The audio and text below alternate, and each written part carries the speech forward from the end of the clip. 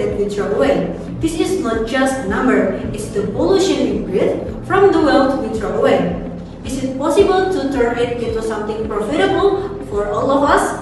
No longer a maybe, but now there is.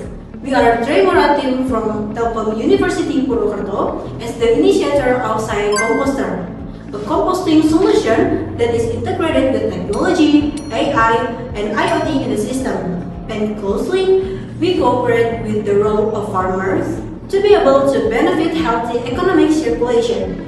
This technology is super easy.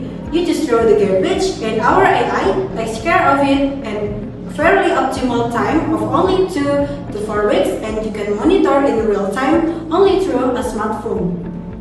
We are targeting a potential market worth 48 billion with smart composting solution for the B2B sector, such as hotel, malls, and government agencies, and then premium residential.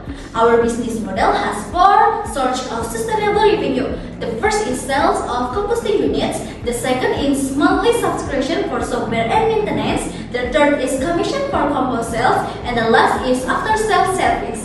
We are targeting break-even in the third year. We are currently seeking investor, fellow project partners, and government to realize a greener Indonesia. Let's collaboration with us. Thank you very much.